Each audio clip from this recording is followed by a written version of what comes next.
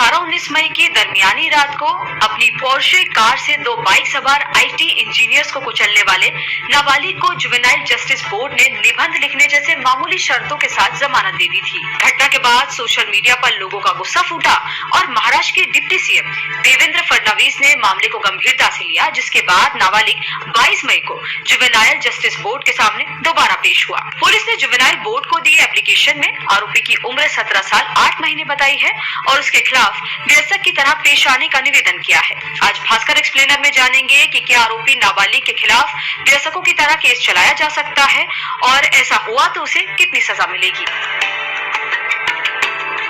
पुणे की येरवड़ा पुलिस ने इस मामले में नाबालिग आरोपी ड्राइवर के अलावा उसके पिता, पब मालिक, बिना नंबर प्लेट कार्ड देने वाले डीलर समेत 5 लोगों को गिरफ्तार किया है। पुणे पुलिस के मुताबिक आरोपी ड्राइवर के खिलाफ आईपीसी की धारा 185 और 304 में मामला दर्ज किया गया है।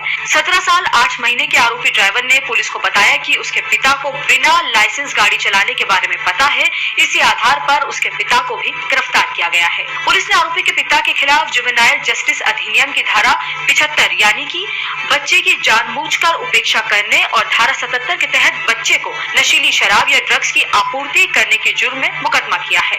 इसके अलावा मोटर व्हीकल एक्ट की धारा 99A भी इस केस में जोड़ी गई है।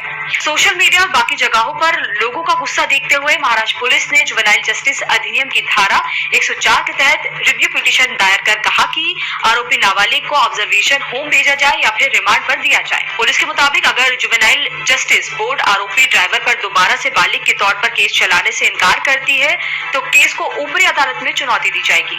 पुलिस ने भले ही आरोपी ड्राइवर पर बालिग की तरह मुकदमा चलाने के लिए याचिका दायर की है, लेकिन कानूनी तौर पर मामला कहां फंस रहा है ये समझने के लिए जुवेनाइल जस्टिस कानून के बारे में जानते हैं। जुवेनाइल जस्टिस अधिनियम 2000 के तहत 18 साल तक के नाबालिगों को हत्या, देशद्रोह, जानलेवा हमला करने जैसे अपराध में बाल अपराधी मानकर उनके खिलाफ जुवेनाइल जस्टिस एक्ट के तहत कार्रवाई की जाती थी। दिसंबर 2012 में दिल्ली निर्भया रेप केस में एक आरोपी की उम्र 17 साल थी। इस जघन्य अपराध को अंजाम देने वाले आरोपी को बाल सुधार गृह में रखा गया था। इससे लोगों में भयानक गुस्सा था। 2015 में जस्टिस वर्मा कमेटी की सिफारिशों को ध्यान में रखकर ही इस कानून में बदलाव किया गया था। इस कानून में एक नया प्रावधान CCL यानी children in conflict with law जोड़ा गया। इसके तहत अगर कोई नाबालिग जघन्य अपराध करता है तो उसके साथ वयस्क की तरह व्यवहार किया जा सकता है, लेकिन ये तय करने का अधिकार कोर्ट के पास होगा।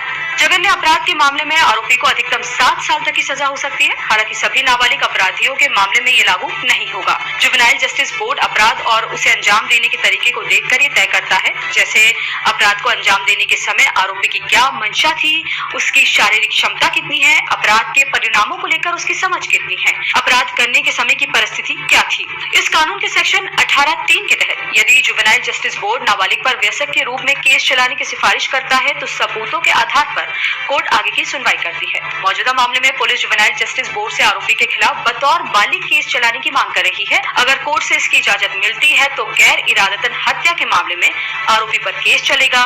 दोषी साबित होने पर उसे अधिकतम 7 साल की जेल हो सकती है। इससे पहले भी कुछ नाबालिगों को बालिग मानकर मुकदमा चलाया गया है, जैसे 2018 में कठुआ में 8 साल की बच्ची से गैंगरेप, 2017 में 10 साल के लड़के से अप्राकृतिक यौन संबंध के बाद हत्या केस में सजा दी गई थी। ऐसे और भी वीडियोस को देखने के लिए जुड़े रहिए दैनिक भास्कर